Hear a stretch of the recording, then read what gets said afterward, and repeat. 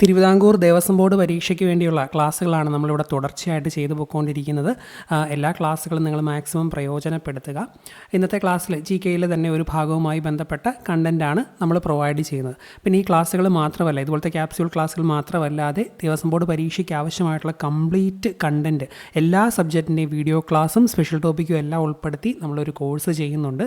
അതിൽ ജോയിൻ ചെയ്യാൻ ആഗ്രഹിക്കുന്നവർ സ്ക്രീനിൽ കാണുന്ന ഈ ഒരു വാട്സാപ്പ് നമ്പറിൽ ദേവസ്വം LDC എന്ന് മെസ്സേജ് അയയ്ക്കുക.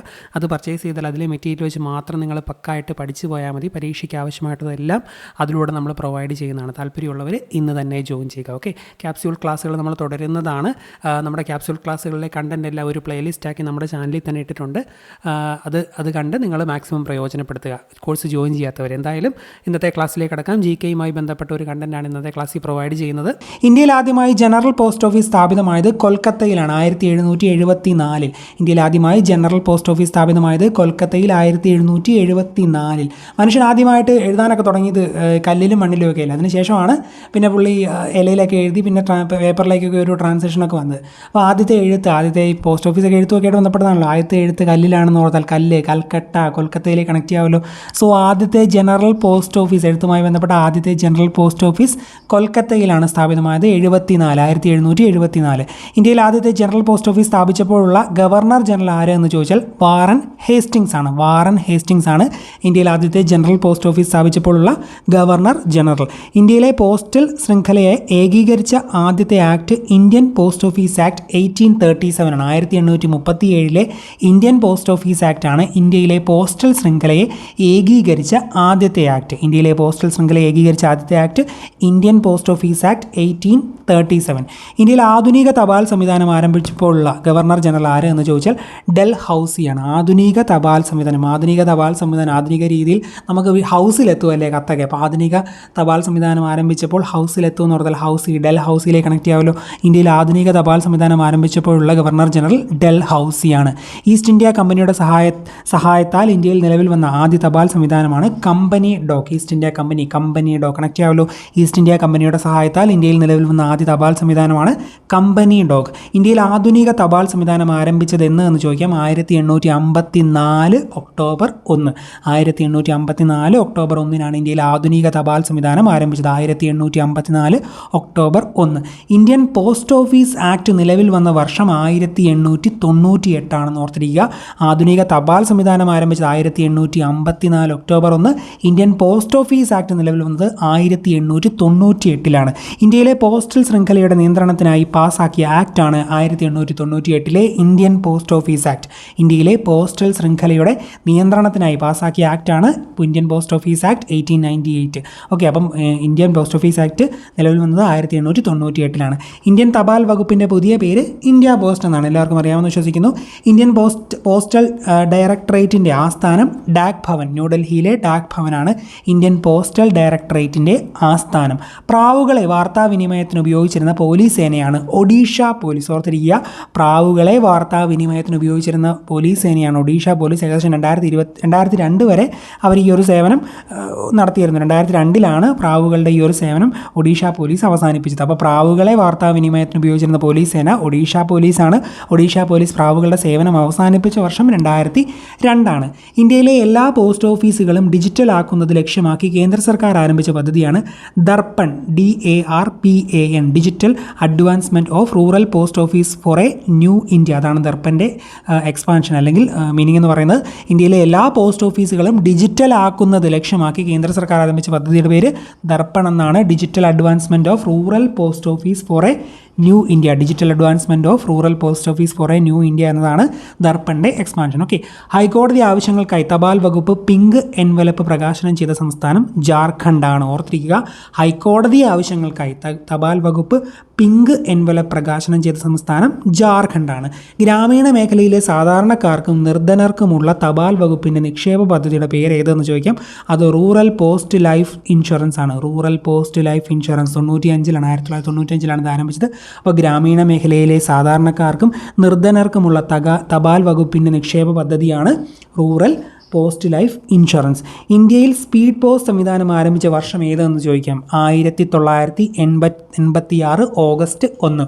ഇന്ത്യയിൽ സ്പീഡ് പോസ്റ്റ് ആരംഭിച്ചത് 1986 ഓഗസ്റ്റ് 1 മനസ്സിലാക്കിയിരിക്കുക. എത്ര രാജ്യങ്ങളുമായാണ് ഇന്ത്യക്ക് സ്പീഡ് പോസ്റ്റ് എത്തിക്കാൻ ധാരണയായിട്ടുള്ളത് എന്ന് ചോദിച്ചാൽ 100 രാജ്യങ്ങളുമായി. ഇന്ത്യക്ക് 100 രാജ്യങ്ങളുമായി സ്പീഡ് പോസ്റ്റുമായിട്ട് ബന്ധപ്പെട്ട് ധാരണയിലുണ്ട്. അപ്പോൾ ഇന്ത്യയിൽ സ്പീഡ് പോസ്റ്റ് ആരംഭിച്ചത് 1986 ഓഗസ്റ്റ് 1 100 രാജ്യങ്ങളുമായി സ്പീഡ് പോസ്റ്റിൽ എത്തിക്കാൻ ധാരണയുണ്ട്. ഇന്ത്യയിൽ ആദ്യമായി ഒരു സംസ്ഥാനത്തെ മുഴുവൻ പോസ്റ്റ് ഓഫീസുകളിലും സ്പീഡ് പോസ്റ്റ് അയക്കാനുള്ള സംവിധാനം നിലവിൽ വന്ന സംസ്ഥാനം കേരളമാണ്. ഒരു സംസ്ഥാനത്തെ മുഴുവൻ പോസ്റ്റ് ഓഫീസുകളിലും സ്പീഡ് പോസ്റ്റ് അയക്കാനുള്ള സംവിധാനം ആദ്യമായി നിലവിൽ വന്നത് കേരള സംസ്ഥാനത്തിലാണെന്ന് ഓർത്തിരിക്കുക. പോസ്റ്റൽ സംവിധാനം ആധുനികവൽക്കരിക്കാനുള്ള തപാൽ വകുപ്പിൻ്റെ സംരംഭമാണ് പ്രോജക്റ്റ് ആരോ. അപ്പോൾ പ്രോജക്റ്റ് ആരോ എന്തുമായി ബന്ധപ്പെട്ടിരിക്കുന്നു എന്ന് ചോദിച്ചാൽ പോസ്റ്റൽ വകുപ്പുമായി ബന്ധപ്പെട്ടതാണ്. പോസ്റ്റൽ സംവിധാനം ആധുനികവൽക്കരിക്കാനുള്ള തപാൽ വകുപ്പിൻ്റെ സംരംഭമാണ് പ്രോജക്റ്റ് ആരോ. അതുപോലെ എത്ര രാജ്യങ്ങളുമായാണ് ഇന്ത്യക്ക് മണി ഓർഡർ കൈമാറാനുള്ള ധാരണയുള്ളത് എന്ന് ചോദിച്ചാൽ 27 രാജ്യങ്ങളുമായി. Money order 27. എത്ര രാജ്യങ്ങളുമായാണ് ഇന്ത്യക്ക് മണി ഓർഡർ കൈമാറാനുള്ള ധാരണയുള്ളത്?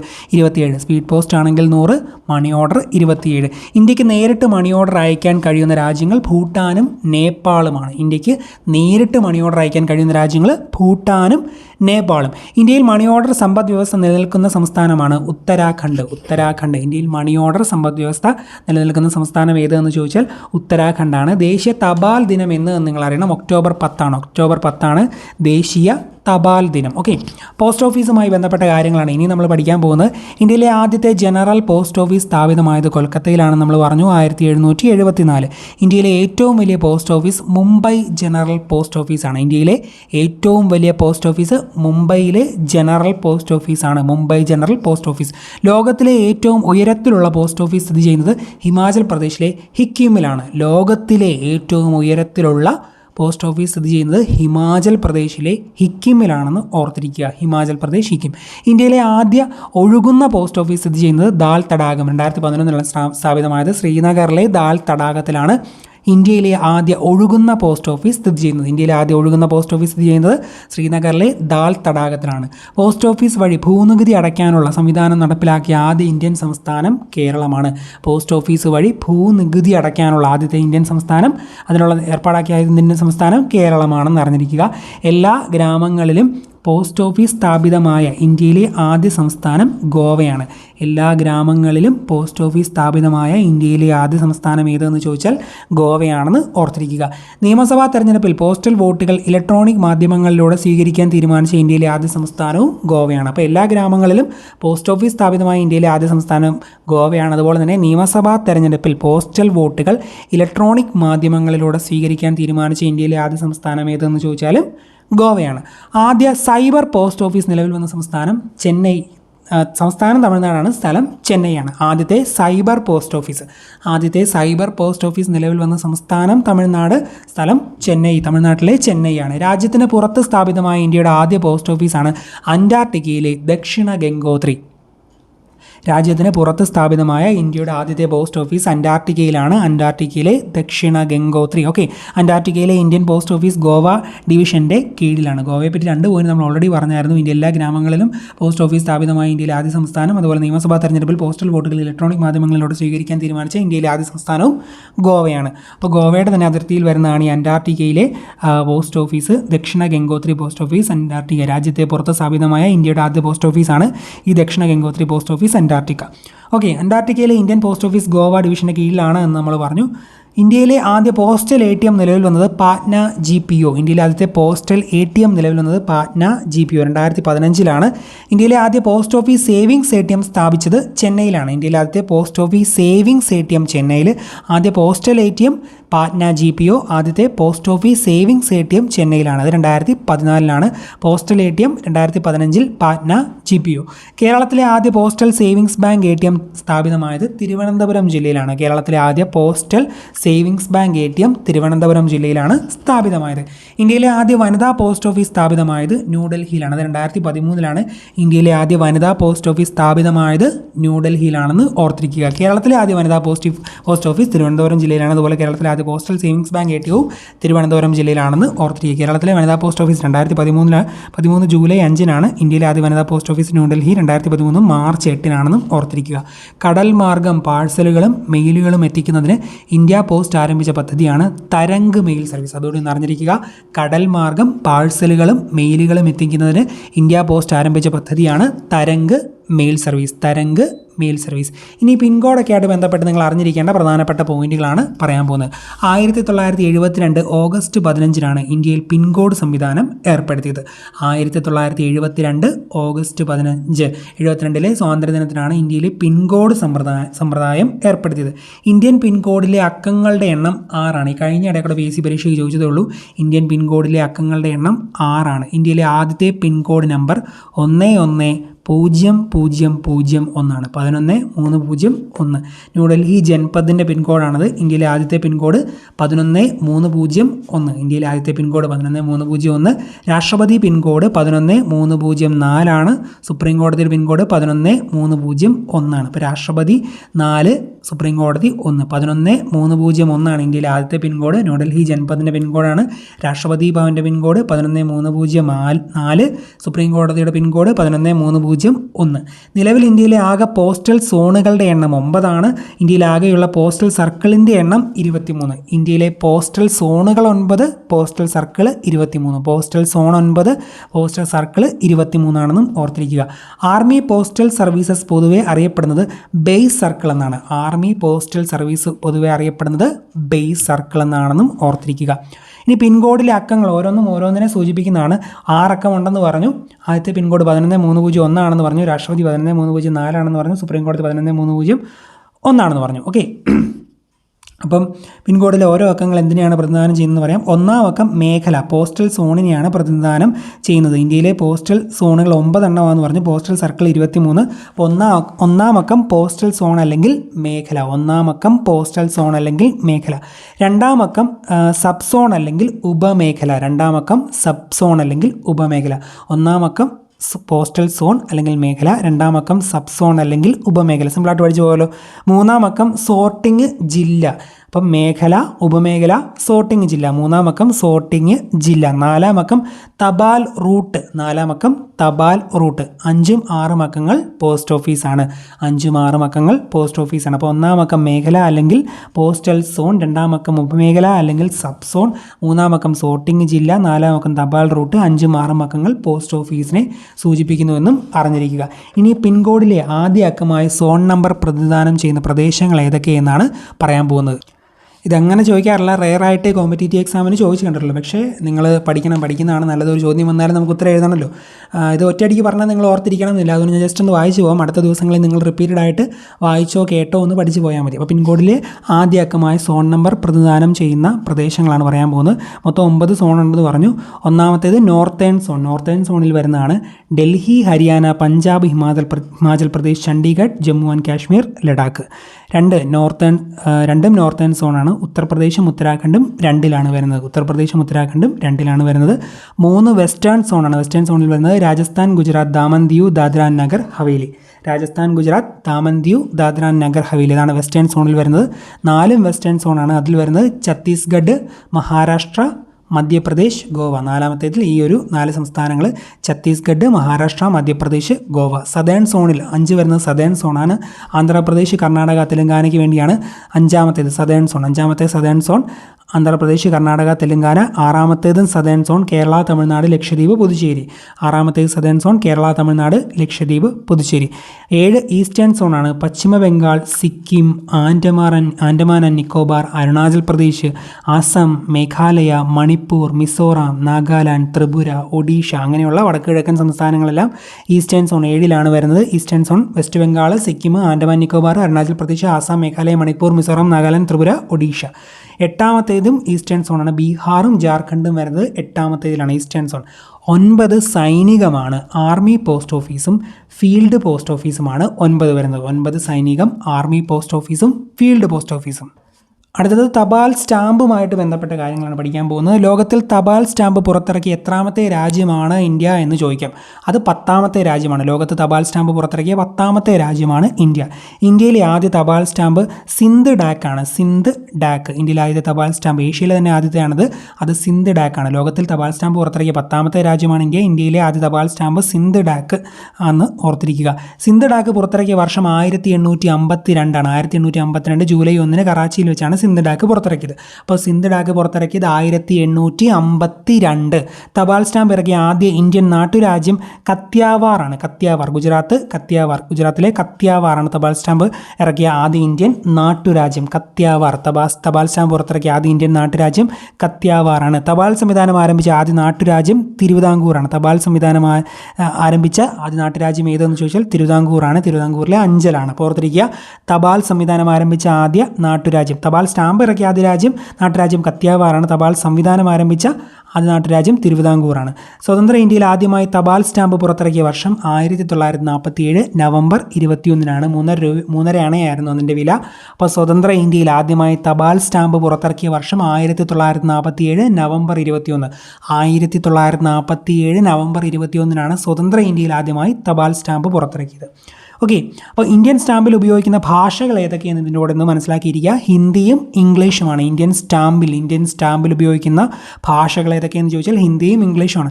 നമുക്ക് കിട്ടുന്ന ഓരോ വസ്തുക്കളും അനലൈസ് ചെയ്യുന്നത് PSC പഠനത്തിൻ്റെ ഒരു ഭാഗമാണ് എന്നെല്ലാവരും പറയത്തില്ലേ. അപ്പോൾ സ്റ്റാമ്പൊക്കെ ഇട്ടിട്ടുണ്ടെങ്കിൽ നിങ്ങൾ ആരെങ്കിലും നോക്കിയിട്ടുണ്ടോ സ്റ്റാമ്പിൽ എന്തൊക്കെയുണ്ടെന്ന്? സ്റ്റാമ്പ് കളക്ഷനൊക്കെ ഉള്ളവർക്ക് അറിയായിരിക്കും, പിന്നെ കുറച്ച് പേർ കൂടെ അറിയായിരിക്കും. ബാക്കിയുള്ള എല്ലാവരും ഇപ്പോഴായിരിക്കും അറിയുന്നത് അല്ലേ. അപ്പോൾ ഹിന്ദിയും ഇംഗ്ലീഷുമാണ് ഇന്ത്യൻ സ്റ്റാമ്പിൽ ഉപയോഗിക്കുന്ന ഭാഷകൾ.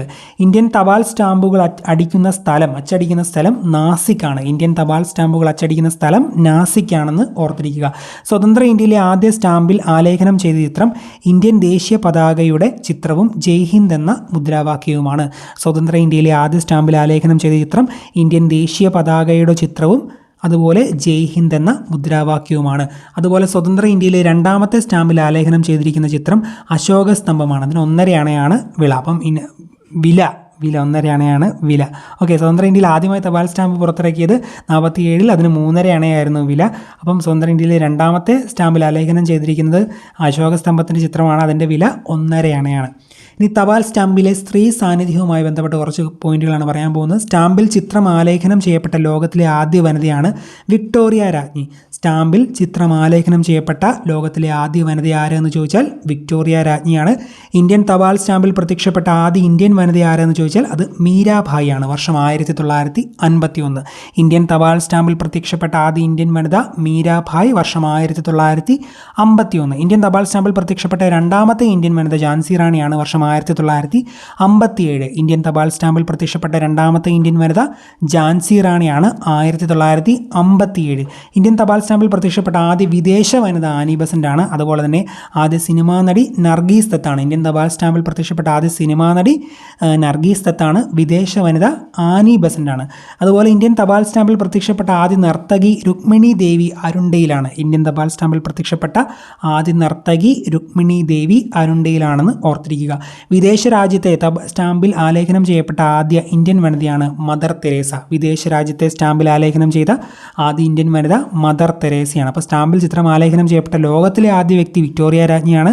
ഇന്ത്യൻ തപാൽ സ്റ്റാമ്പിൽ പ്രത്യക്ഷപ്പെട്ട ആദ്യ ഇന്ത്യൻ വനിത മീരാഭായിയാണ്. ഇന്ത്യൻ തപാൽ സ്റ്റാമ്പിൽ പ്രത്യക്ഷപ്പെട്ട രണ്ടാമത്തെ ഇന്ത്യൻ വനിത ഝാൻസി റാണിയാണ്. മീരാഭായ് 51-ലും ഝാൻസി റാണി 57-ലുമാണ്. ഇന്ത്യൻ തപാൽ സ്റ്റാമ്പിൽ പ്രത്യക്ഷപ്പെട്ട ആദ്യ വിദേശ വനിത ആനി ബസന്റ്, ആദ്യ സിനിമാ നടി നർഗീസ് ദത്ത്, അതുപോലെ ആദ്യ നർത്തകി രുക്മിണി ദേവി അരുണ്ടയിലാണ്. വിദേശ രാജ്യത്തെ സ്റ്റാമ്പിൽ ആലേഖനം ചെയ്യപ്പെട്ട ആദ്യ ഇന്ത്യൻ വനിത ആരെന്ന് ചോദിച്ചാൽ മദർ തെരേസയാണ്. അമേരിക്കയുടെ സ്റ്റാമ്പിലാണ് മദർ തെരേസ ആലേഖനം ചെയ്യപ്പെട്ടത്. ഗാന്ധിജിയുടെ ചിത്രമുള്ള സ്റ്റാമ്പ് പുറത്തിറക്കിയ വർഷം ഏതെന്ന് ചോദിച്ചാൽ 1948 ആണ്. 1948 സ്വാതന്ത്ര്യ ദിനത്തിലാണ് ഗാന്ധിജിയുടെ ചിത്രമുള്ള സ്റ്റാമ്പ് പുറത്തിറക്കിയത്. ഗാന്ധിജിയുടെ ചിത്രമുള്ള സ്റ്റാമ്പ് പുറത്തിറക്കിയത് 48 ഓഗസ്റ്റ് 15. ഇന്ത്യൻ പോസ്റ്റൽ വകുപ്പിന് 300 രൂപയും തിരിച്ചറിയൽ കാർഡും സമർപ്പിച്ചാൽ സ്വന്തം മുഖമുള്ള സ്റ്റാമ്പ് ലഭ്യമാകുന്ന പദ്ധതിയാണ് മൈ സ്റ്റാമ്പ് പദ്ധതി. പലർക്കും ഇതറിയാമല്ലായിരിക്കും. ഇപ്പോൾ മനസ്സിലാക്കിയിരിക്കുക, നമ്മുടെ സ്വന്തം മുഖമുള്ള സ്റ്റാമ്പ് കിട്ടാൻ ഇന്ത്യൻ പോസ്റ്റൽ വകുപ്പിന് 300 രൂപയും തിരിച്ചറിയൽ കാർഡും സമർപ്പിച്ചാൽ സ്വന്തം മുഖമുള്ള സ്റ്റാമ്പ് ലഭ്യമാകുന്നു. അതിൻ്റെ പേര് മൈ സ്റ്റാമ്പ് പദ്ധതി. ഇന്ത്യയിൽ മൈ സ്റ്റാമ്പ് പദ്ധതി ആദ്യമായി നിലവിൽ വന്നത് ജമ്മു കാശ്മീരിലാണ്.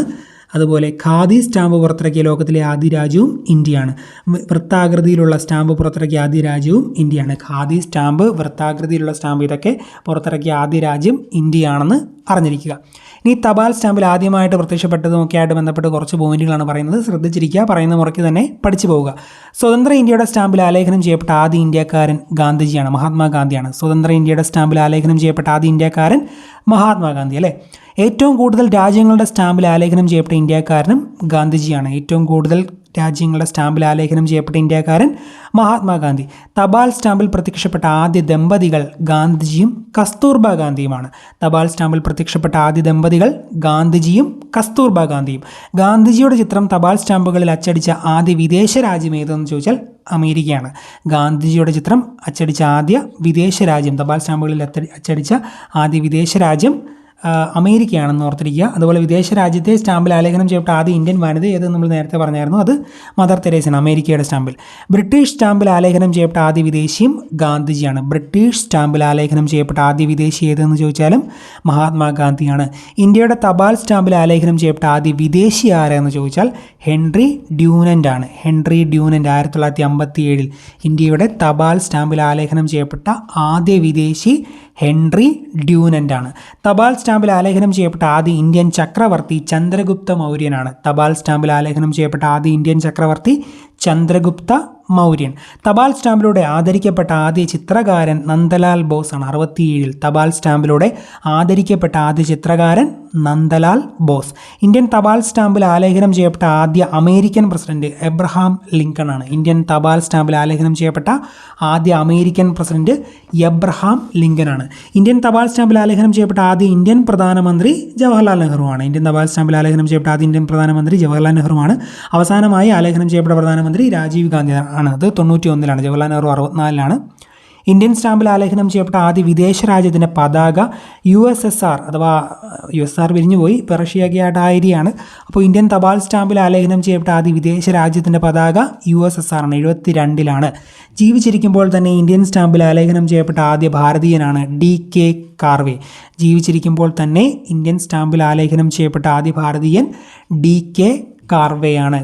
കർത്താവിൻ്റെ അടുത്തേക്ക് പോകുന്നതിന് മുമ്പ് തന്നെ സ്റ്റാമ്പിൽ വന്നു കർത്താവ് എന്നൊക്കെ ഞാൻ പറഞ്ഞല്ലോ, കാർവേ. ഓർത്തിരിക്കുക. തപാൽ സ്റ്റാമ്പിൽ ആലേഖനം ചെയ്യപ്പെട്ട ആദ്യ നോബൽ സമ്മാന ജേതാവ് ടാഗോറാണ്. തപാൽ സ്റ്റാമ്പിൽ ആലേഖനം ചെയ്യപ്പെട്ട ആദ്യ നോബൽ സമ്മാന ജേതാവ് രവീന്ദ്രനാഥ ടാഗോർ. തപാൽ സ്റ്റാമ്പിൽ ആലേഖനം ചെയ്യപ്പെട്ട ആദ്യ മൃഗം ആനയാണ്. തപാൽ സ്റ്റാമ്പിൽ ആലേഖനം ചെയ്യപ്പെട്ട ആദ്യ മൃഗം ഏതെന്ന് ചോദിച്ചാൽ ആനയാണ്.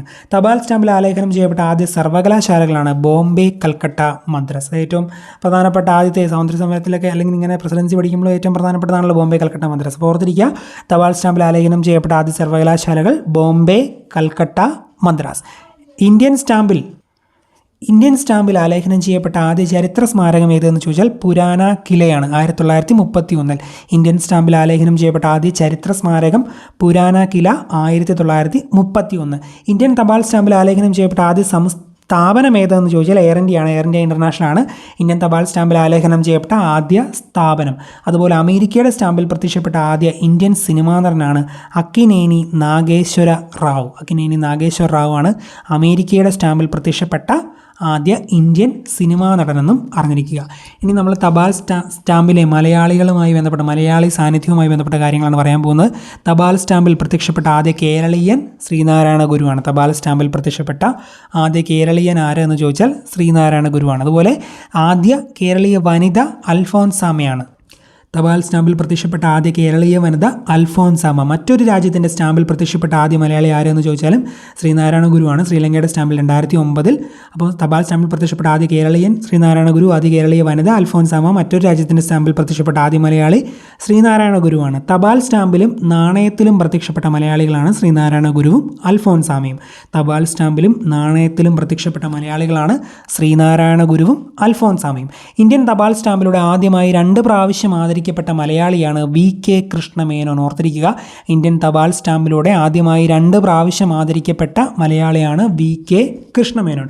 തപാൽ സ്റ്റാമ്പിലൂടെ ആദരിക്കപ്പെട്ട ആദ്യ മലയാളി ചിത്രകാരൻ ആരാന്ന് ചോദിക്കാം. അത് രാജ രവിവർമ്മയാണ്. തപാൽ സ്റ്റാമ്പിലൂടെ ആദരിക്കപ്പെട്ട ആദ്യ മലയാളി ചിത്രകാരൻ രാജ രവിവർമ്മയാണ്.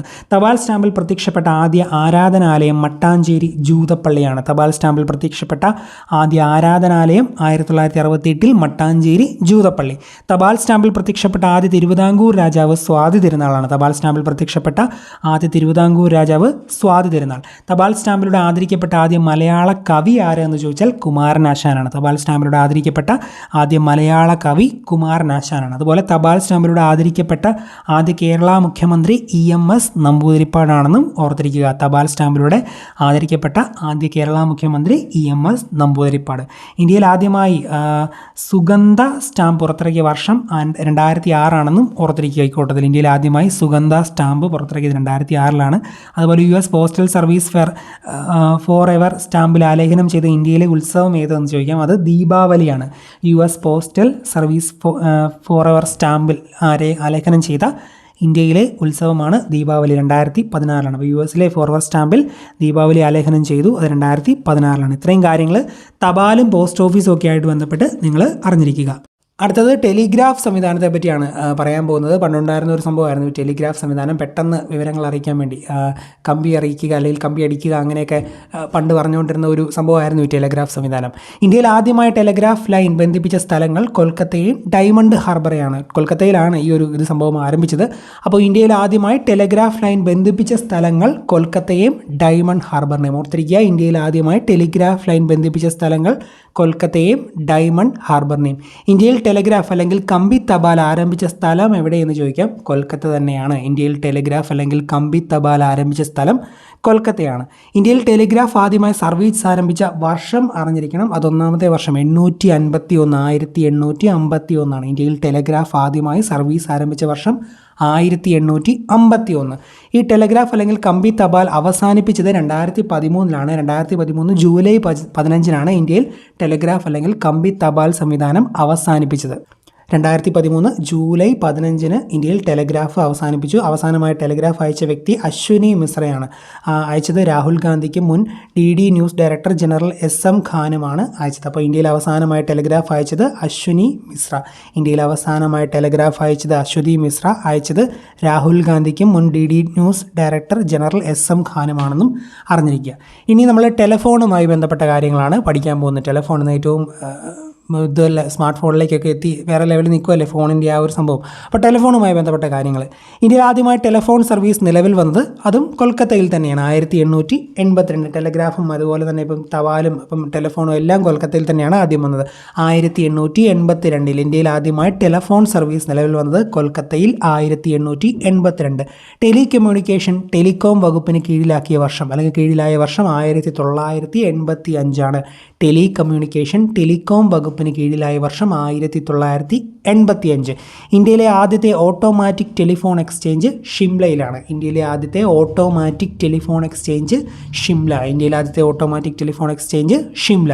ഇന്ത്യൻ ടെലികോം ഇൻഡസ്ട്രിയുടെ പിതാവ് സാം പിട്രോഡയാണ്. സാം പിട്രോഡയാണ് ഇന്ത്യൻ ടെലികോം ഇൻഡസ്ട്രിയുടെ പിതാവ്. ഇന്ത്യൻ ടെലികോം ഇൻഡസ്ട്രിയുടെ പിതാവ് Sam Pitroda. Telecom regulatory authority of India അഥവാ ട്രായ് നിലവിൽ വന്നത് 97. 1997 ട്രായ് നിലവിൽ വന്നത് എന്ന് മനസ്സിലാക്കിയിരിക്കുക. Telecom regulatory authority of India നിലവിൽ വന്നത് 1997. ടെലികോം വകുപ്പിൻ്റെ പ്രവർത്തനങ്ങൾ ഭാരത് സഞ്ചാർ നിഗം ലിമിറ്റഡ് അഥവാ BSNL എന്ന പൊതുമേഖലാ സ്ഥാപനത്തിന് കീഴിലായ വർഷം 2000.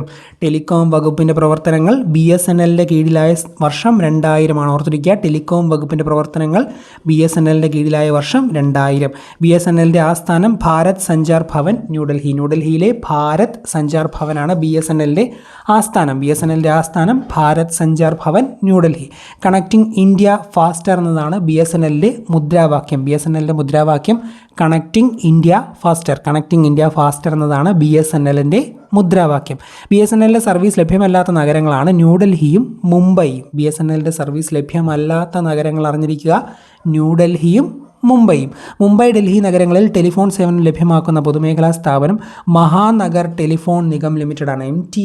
MTNL ആണ് മുംബൈയിലും ഡൽഹിയിലും ടെലിഫോൺ സേവനം ലഭ്യമാക്കുന്നത്. മുംബൈയിലും ഡൽഹിയിലും BSNL സർവീസ് ലഭ്യമല്ല. അവിടെ സർവീസ് ലഭ്യമാക്കുന്നത് മഹാനഗർ ടെലിഫോൺ നിഗം ലിമിറ്റഡ് അഥവാ MTNL ആണ്. ഇന്ത്യയിൽ ആദ്യമായി ഇൻ്റർനെറ്റ് സർവീസ് തുടങ്ങിയത് BSNL അഥവാ വിദേശ് സഞ്ചാർ നിഗം ലിമിറ്റഡാണ്. ഇന്ത്യയിൽ ആദ്യമായി ഇൻ്റർനെറ്റ് തുടങ്ങിയത് BSNL അഥവാ വിദേശ് സഞ്ചാർ നിഗം ലിമിറ്റഡ്. ഗവൺമെൻറ്റിൻ്റെ കീഴിലായിരുന്ന BSNLനെ ഏറ്റെടുത്ത സ്വകാര്യ സ്ഥാപനം ടാറ്റ ഗ്രൂപ്പാണ്. BSNLനെ ഏറ്റെടുത്തത് ടാറ്റ ഗ്രൂപ്പ്. വിദേശ് സഞ്ചാർ നിഗം ലിമിറ്റഡാണ് ഇൻ്റർനെറ്റ് ആദ്യമായി തുടങ്ങിയത്.